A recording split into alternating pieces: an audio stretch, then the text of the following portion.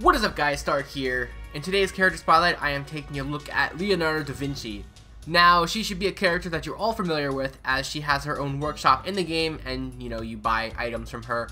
But now she is finally coming to the game as a playable character. So she is going to be a 5-star caster, and she will be a limited time servant. And she will go up to level 90, and at level 90 she will have 14,259 HP and 10,598 attack. This will rank her 10th overall in HP and 30th overall in attack, making her have some of the highest stats in the game, especially for casters. If you do decide to max her out completely, she will end up with 17,621 HP and 13,601 attack. For her star weight, she will come in at 50, and for her star gain, she will have 10.8%.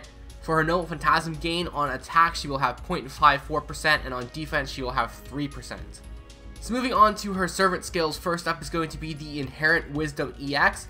This will grant her Guts one time over the course of 3 turns, as well as have an 85% chance to increase her own defense for 3 turns, and an 85% chance to increase her own Noble Phantasm damage for 3 turns. So the one thing to point out with Da Vinci is that although she's a caster, she's not really a support caster, which is kind of their gimmick or their role in the game. She's more of like a survival damage dealer type of caster. So she's definitely going to be different than normal casters, and she's got a pretty good set of skills here. As you guys can see, she does grant herself Guts, and she has an 85% chance for her other effects, which is a pretty high percent chance of having them work. It'll give you a 20% increase for your defense at level 1, goes up to 30% at level 10, and it'll be the same percentages there for her Noble Phantasm damage increase. And this will start at a 7-turn charge time, goes down to 5 turns, which is a really good skill overall, especially if you can get both of the buffs to go off at the same time. Her second skill is going to be the Golden Rule B. This will grant herself debuff immunity for 2 turns.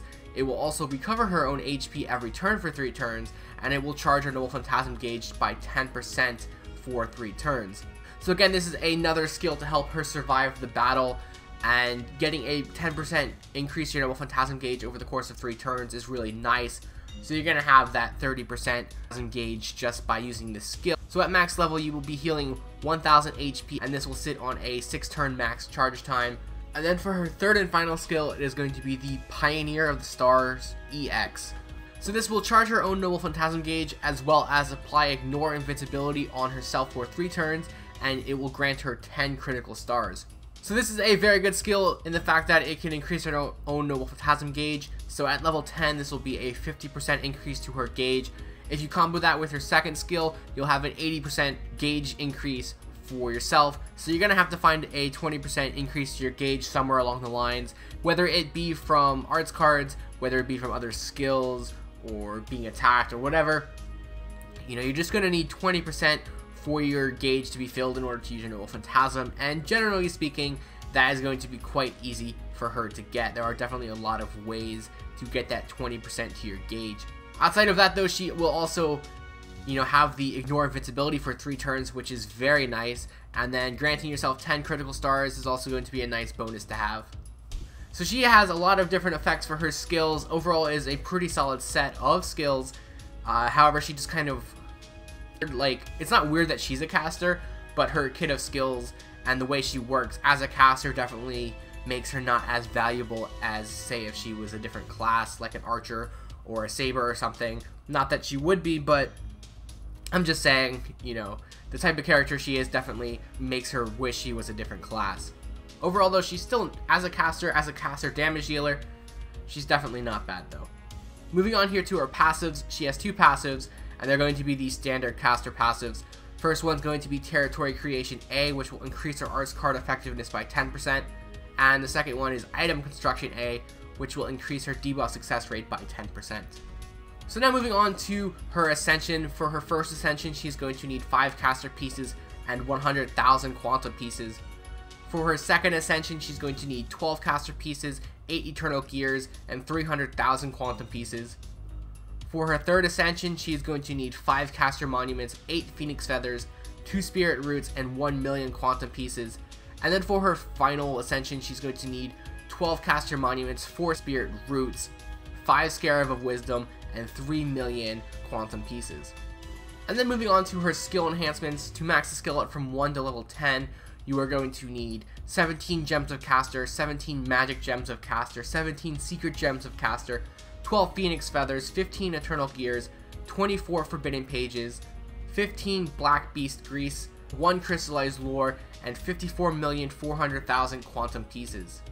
Next up, for her command card deck, she is going to have 1 quick, 3 arts, and 1 buster, and the hit counts for those are going to be 4 hits on the quick, 3 hits apiece on the arts cards, and 1 hit on her buster cards. So overall, she's going to be doing some pretty solid generation there with her hits, and she does have 3 arts cards in her deck as well, so she is capable of making arts chains to make her Noble Phantasm generation that much faster. And then for her Noble Phantasm, it is going to be an arts card that will deal damage that ignores defense to all enemies, as well as reduce their critical rate by 10% for 3 turns. And then on the overcharges will also increase her Noble Phantasm strength. So this is a very solid Noble Phantasm. As far as casters go, this is one of the strongest Noble Phantasms that they have, especially for AoE Noble Phantasms. And you know, you're going to be doing some pretty solid damage with it. Again though, because she is a caster, she's going to do naturally lower damage because of that. But still, you know, if you're going against assassins, it's definitely going to be beneficial to use her. And you know, if you have her maxed out, she can do some pretty solid damage overall. There is also an interlude quest that you will be available to do that will further boost the damage up. So that will take the minimum damage from 450% up to 600%. And then it goes up to a maximum of 900%. And then it will also increase the reduction for the critical rate from 10% to 30%. So it's a pretty good buff there. So now moving on to some of the craft essences you could use on Da Vinci. First up is going to be her maximum bond craft essence, which is going to be the Almighty Wisdom Fundamental Knowledge. So while equipped, this will increase Noble Phantasm strength of all allies by 20% while on the field. Until then though, you can go ahead and use craft essences that will start her Noble Phantasm filled from the beginning, or just increase her overall damage. So you're going to have the Halloween Princess, which is going to be a very good option, which will increase her Noble Phantasm damage by 15%, and then it will also start the battle with her Noble Phantasm at 30% gauge filled. So this is nice because, like I was saying previously, you need an extra 20% on your Noble Phantasm to have the, you know, your Noble Phantasm ready to go. And this will definitely fill in that gap. So you could definitely do that. You also get a bonus to your damage overall, so it's a very nice option to use. If you don't have that though, you can go ahead and use Kaleidoscope to start the battle with 80% of your gauge filled, or 100% if it's max limit broken. So obviously this is self-explanatory. You're just going to use this, use her Noble Phantasm right away, and then you can use her skills to recycle her Noble Phantasm very fast. And then last but not least, you can go ahead and use the Formal Craft to increase her arts card effectiveness by 25%. So now moving on to some of the servants you can use with Leonardo da Vinci. First up is going to be Mash. So with the introduction of Camelot into the game, Mash has gotten her upgrades, so she's definitely going to be a much more viable and usable servant in the game going forward. And she works perfectly with Leonardo da Vinci. As Da Vinci is a survival caster, Mash can use her defensive skills to help Da Vinci survive that much longer, and she also can help increase her attack with her Noble Phantasm. So it's a really nice combination. Mash will have 3 arts cards overall, so you can make a lot of arts chains, and she can also help fill the gap of Da Vinci's Noble Phantasm, that 20%. With her second skill, it'll increase it by 20% at max level. So she just puts the pieces together with Da Vinci, and they work really well together. Next up, a pretty solid combination to use is going to be Ozzy. He's primarily there because of his third skill, allowing Da Vinci to get all of her effects off with 100% success rate. But in addition to that, he will also be able to increase Da Vinci's attack with his charisma skill.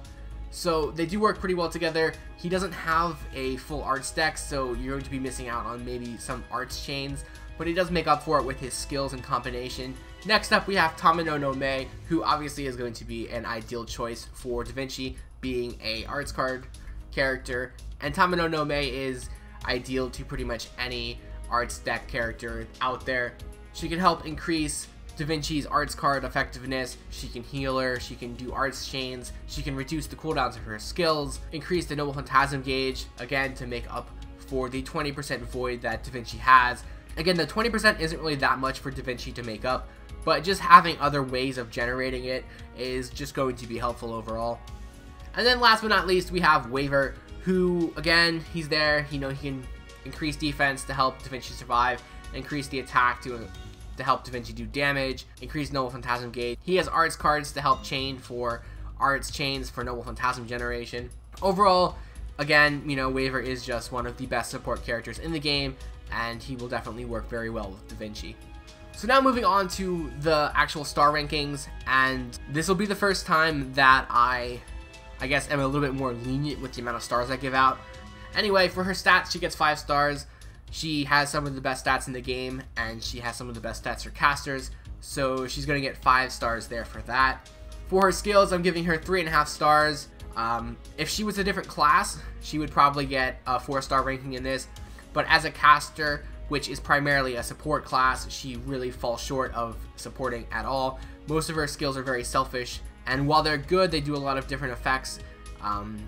Because of her class being a caster, she definitely is hindered by that, and it brings it down just a little bit. For her Noble Phantasm, she's going to get 3.5 stars here. She has a very good Noble Phantasm for a caster. It does some of the most damage a caster can deal, and it's an AoE Noble Phantasm as well, so you're going to be doing a lot of damage with that, especially against assassins. So yeah, it's a good Noble Phantasm. For her survivability, she's going to get 4 stars. She has a bunch of skills that can help her survive, you know, heal, apply guts, things like that. So that's kind of her focal point. Instead of supporting her characters with her skills, I guess she's going to support them by staying alive and dealing damage.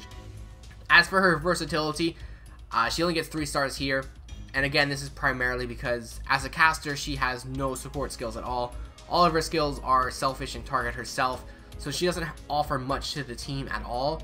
So yeah, I can't give her much more than 3 stars. And that will give her overall ranking a 3.8 out of 5. So yeah guys, that's going to wrap up this character spotlight. I will leave you here with Da Vinci's Noble Phantasm, and I will see you guys next time.